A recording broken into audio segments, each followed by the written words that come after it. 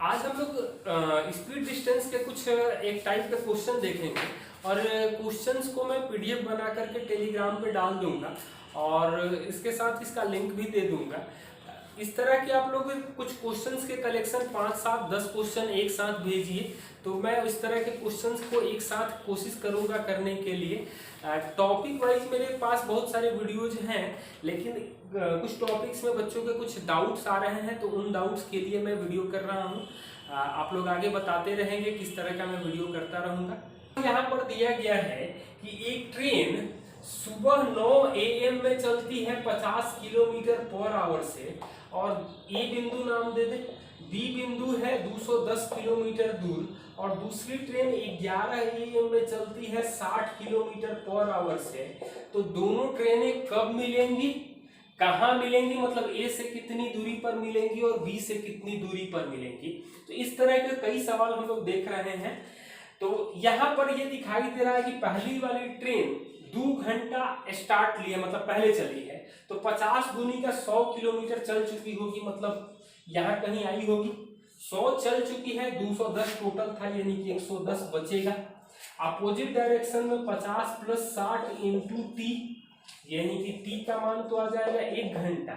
1 घंटा का मतलब है कि 11 AM में 1 घंटा जोड़ देंगे तो 12 PM में दोनों ट्रेनें मिलेंगी, ट्रेन या बस जो भी नाम दिया जाए। और कहाँ मिलेंगी ये पूछा जाए तो B से 60 किलोमीटर या A से 150 किलोमीटर की दूरी पर मिलेंगी। दूसरा सवाल इसका दिया गया है कि A और B के स्टेशन के बीच की दूरी 110 किलोमीटर है।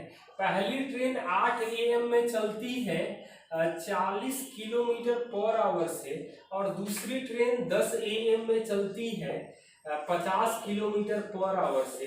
तो दोनों ट्रेनें कितने बजे मिलेंगी? तो यहाँ पर हम लोगों को पहली ट्रेन 2 घंटा चल चुकी है यानी कि 40 दूनी का 80, बाकी बचेगा 30। तो 30 किलोमीटर की दूरी 40 + 50 × t, तो t आ जाएगा 1/3 घंटा यानी कि 20 मिनट। यानी कि ट्रेनों के मिलने का जो समय होगा 10-20 AM पर मिलेंगी। इसका तीसरा क्वेश्चन दिया गया है कि दिल्ली से एक ट्रेन चलती है 4 PM में 60 किलोमीटर पर आवर से और अमृतसर से एक ट्रेन चलती है 3:20 PM पर 80 किलोमीटर पर आवर से। बीच की दूरी 450 किलोमीटर है, तो दोनों ट्रेनें कब मिलेंगी? तो पहला तो कंडीशन है कि अमृतसर वाली ट्रेन 40 मिनट पहले स्टार्ट ले रही है यानी कि 40 मिनट को 40/60 कर ले 80 की स्पीड से, यानी कि 160/3 किलोमीटर आ चुकी होगी।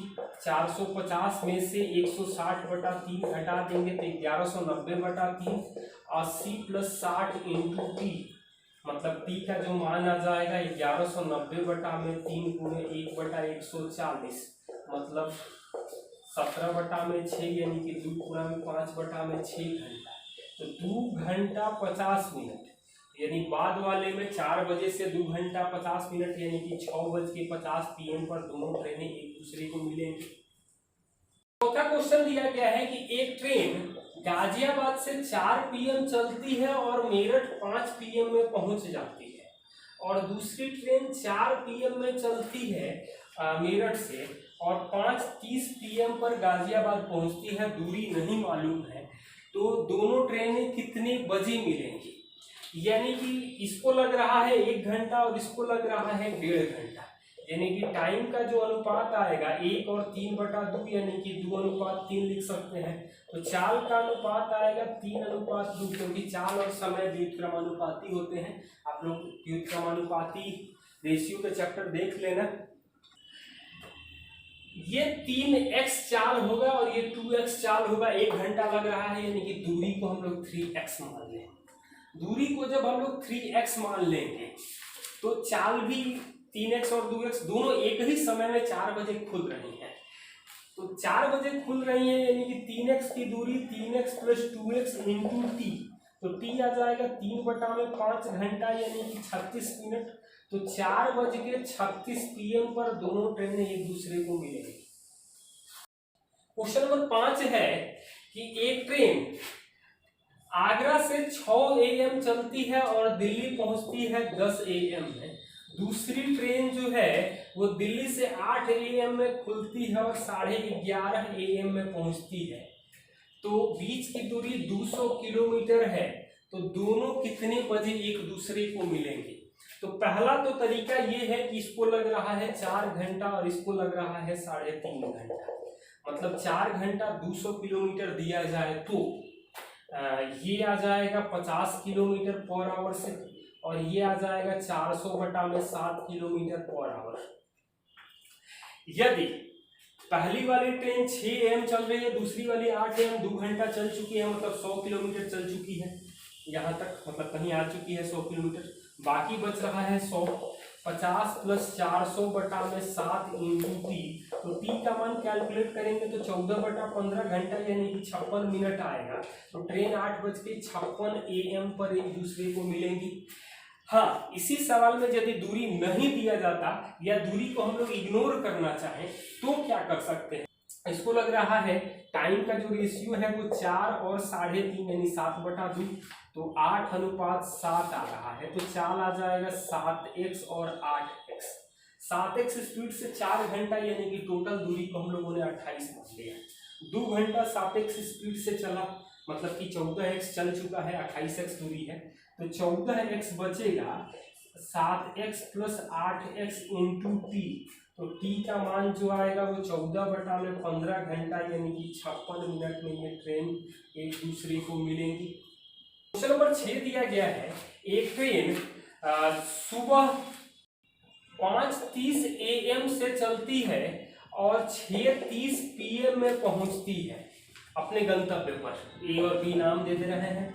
दूसरी ट्रेन यहाँ से मतलब इस डायरेक्शन में जा रही है और यहाँ से 7:30 AM में कोई ट्रेन खुलती है और 6:30 PM पर पहुंचती है। दूरी नहीं दिया गया है, तो दोनों ट्रेनों के मिलने का समय क्या होगा? इसको लग रहा है 13 घंटा और इसको लग रहा है 11 घंटा, यानी कि ये जो टाइम लगा तो चाल का जो अनुपात आएगा, टाइम जो लग रहा है वो 13 और 11 का अनुपात है, तो चाल जो आएगा वो 11x और 13x, यानी कि टोटल दूरी को हम लोग 143x मान लें। तो पहली वाली ट्रेन 2 घंटा पहले स्टार्ट ली है, यानी कि 11 दूनी का 22x दूरी तय हो चुका है। बाकी बचेगा 121x।